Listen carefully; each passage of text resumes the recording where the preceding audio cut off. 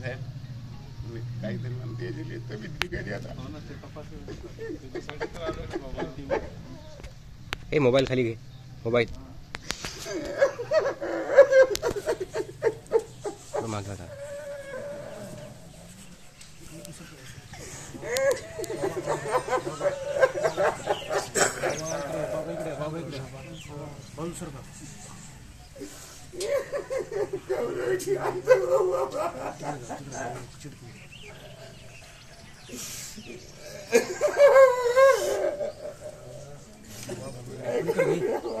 वारकरी संप्रदायातला प्रश्न पाहिजे होता महाराज. बाबा काय सांगणार तुम्हाला अश्रू अनावर झाले तुम्ही रडले होता साहेबाची लई परिस्थिती बिघडली.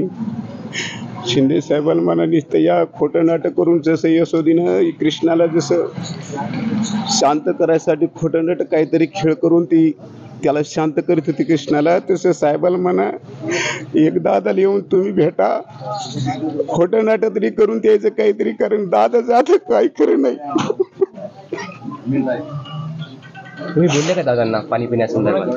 मला बोलायला भेटले नाही. ते बीड मध्ये आलते ते म्हणले नारायण महाराज 5 महिने झाले म्हणले सप्ताह चालू आहे म्हणले आंतरवलीला. तुम्ही म्हणलं दादा आम्हाला तुमच्यात यायला काही जमत नाही, आम्ही वारकरी संप्रदायातले माणसं, आम्हाला कोणत्या जातीविषयी बोलायला जमत नाही, कारण वारकरी संप्रदायामध्ये हा संवादाचा खेळ आहे, हा जातीचा खेळ नाही.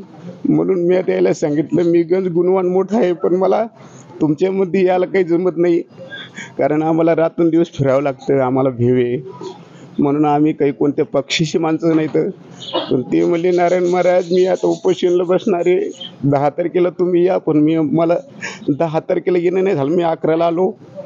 त्याचं मग काही कारण मी आलो की ते उपोषणाला बसले होते. तुमचं ऐकलं नाही की मग दादांनी? नाही ऐकलं, कारण त्याला मला बोलायलाच भेटलं नाही. मग जगन दादा त्याचे मोठे बंधू होते, त्याला म्हणलो मी 2-3 रोज राहतो पण तुम्ही माझ्यासोबत राहिले तर राहतो. ते म्हणले मी नारायण महाराज जात नाही गावाकडे, तुम्ही हे तोर, म्हणून मी इथं टिकलो. माझे 2-3 सप्ते चालू आहेत महाराज तिकडे. दादांची तब्येत कशी आहे आज? दादाची तब्येत लई बिघडली, मी सकाळी पाहिली म्हणून मी सकाळपासून मी दादाला जगन दादाला सकाळी सांगितलं झोपेतून उठले बरोबर की मला बाबा असं तसं काहीतरी व्हायला खळबचेल, दादाची तब्येत जास्त बिघडली. काय वाटतं तुम्हाला, काय मागणी? मला वाटतं शिंदे साहेबांना फक्त भेटावं दादाला येऊ, तुमचे काय जे झाले आम्हाला काही माहीत नाही, आम्ही त्या मुंबईच्या आंदोलन तुमच्या त्या दिंडीमध्ये नव्हतोच बी, पण त्याचे काय बोलणे झालेत काय जबानी झाल्यात त्यानं येऊन त्याचं काय जे योग्य असेल ते करा, आम्हाला काय माहिती. आता वारकरी संप्रदायामध्ये जर काही एखादा विचार जर असता माझ्यासमोर तुम्ही फटकन मिटवलं असतं ते, कारण मी आम्हाला त्याच्यातलं सगळं माहिती नाही, याच्यातलं काहीच माहिती नाही आम्हाला, कारण मी पंडित भीमसिंग जोशीचा पहिला शिष्य आहे 1973चा. काय नाव महाराज आपलं? माझं नाव नारायण महाराज पौळ. काही माहिती नाही महाराज मला, आता याच्यातलं आमचे हे राजकीय क्षेत्रात काय माहिती आहे आम्हाला.